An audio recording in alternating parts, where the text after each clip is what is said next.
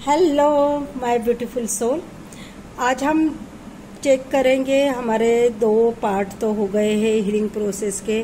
Soul journey का भी हो गया था और उसके बाद एक्सेप्टेंस के ऊपर हमने बात की थी, स्वीकार करना, और नेक्स्ट स्टेप आ गई है फॉरगिव करना।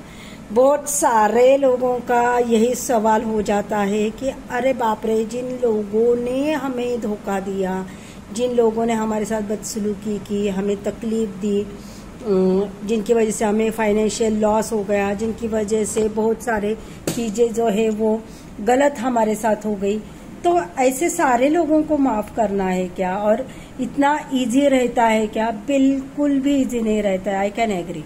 ओके, मैं मानती हूँ कि जिनसे आपने प्यार किया, जिनको इतना इम्पोर्टेंस दिया, उनको माफ करना इतना इजी बिल्कुल भी नहीं है। करेक्ट? बट करना पड़ेगा, हीलिंग प्रोसेस करनी है, हमें आगे बढ़ना है लाइफ में, या उसी जगह स्टक करना, ये डिसीजन आपका रहेगा, पक्का डिसीजन आपको करना है। अगर आपको वही मेमोरीज में रहना है, उसी पेन में रहना है, आगे लाइफ में कुछ भी नहीं करना है, तो फॉरगिव मत कीजिए। बट अगर आपको लाइफ में आगे जाके कुछ करना है तो आपको जो है वो फॉरगिव करना पड़ेगा, आगे बढ़ना पड़ेगा। तो ये जर्नी कैसे स्टार्ट करें? राइट, मैंने पहले भी बोला था कि एनर्जी शिफ्टिंग बहुत इंपॉर्टेंट रहती है। किसी भी रिलेशनशिप में सडन चीजें नहीं होती हैं।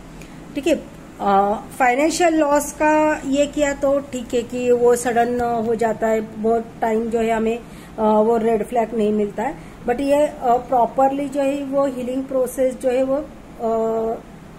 रिलेटेड टू रिलेशनशिप है। अभी रिलेशनशिप मतलब बहुत सारे लोगों को सिर्फ 2 ही चीजें समझ में आती है कि एक तो हस्बैंड एंड वाइफ, या जो प्यार में कपल्स रहते हैं उनके। बिल्कुल नहीं, ऐसा नहीं है। हीलिंग प्रोसेस जो है हर रिलेशनशिप में, 2 दोस्तों में हो सकती है, मम्मी लड़के में हो सकती है, मम्मी पापा का लड़कों के साथ का बिहेवियर, उसमें हीलिंग प्रोसेस जरूरी होती है।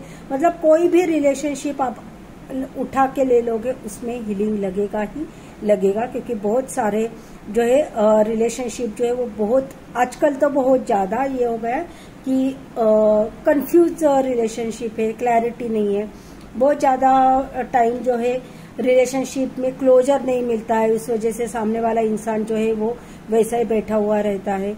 तो ये स्टकनेस आ जाती है, और फिर आदमी जो है वो उस रिलेशनशिप में जो ज्यादा इमोशनल होगा वो सोचते रहता है कि ऐसे क्या हो गया, इस वजह से ये रिलेशनशिप इस कंडीशन पे आ गया, मुझे क्लोजर नहीं मिला।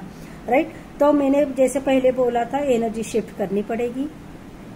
रेड फ्लैग जो मिले हैं उसको याद करना पड़ेगा, और उस वजह से भी आप खुद संवार नहीं पा रहे हो और रिलेशनशिप उसके बाद ब्रेक हो गया है, तो डेफिनेटली आपको जो है वो एक्सेप्ट करना पड़ेगा कि ये रिलेशनशिप मेरे लिए बना नहीं है। मैं जो हूँ आज, जो हूँ इस कंडीशन में हूँ, उसमें सामने वाले को कोई भी फर्क नहीं पड़ रहा है। वो मूव ऑन कर गया है, ब्रेकअप करके चला गया है। मैं अगेन आई एम रिपीटेड, ये रिलेशनशिप कोई भी हो, मैं हर रिलेशनशिप के बारे में बोल रही हूँ, वो इंसान आगे चल चुका है, उसको पता है उसने क्या किया है, वो सोच समझकर किया हुआ डिसीजन होता है। तो हमें उस पर स्टिक नहीं रहना है, एक्सेप्ट करना है। जितना जल्दी एक्सेप्ट करोगे उतना जल्दी हीलिंग प्रोसेस में आप आगे चल पाओगे। जब तक एक्सेप्टेंस नहीं, फॉरगिव नहीं कर पाओगे। ओके, तो फॉरगिव करना इतना इजी है? बिल्कुल नहीं है। बट फॉरगिव कैसे करेंगे हम पक्का चेक करेंगे, क्योंकि फॉरगिव करना मतलब दूसरों को माफ करना, लेकिन उसके साथ साथ फॉरगिव करना है अपने मन को, अपने हार्ट को, अपने सोल को। क्योंकि जब तक सोल जर्नी है, हीलिंग प्रोसेस है ना, सोल जर्नी खुद के अंदर से स्टार्ट करनी पड़ेगी। आपको खुद को जो है वो सबसे पहले फॉरगिव करना पड़ेगा।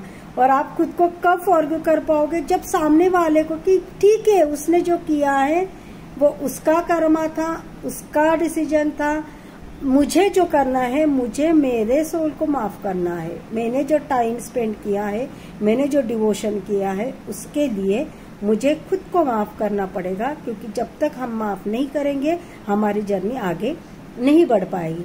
तो कैसे माफ करेंगे देखेंगे नेक्स्ट पार्ट में। हर हर महादेव, जय मां कामाख्या।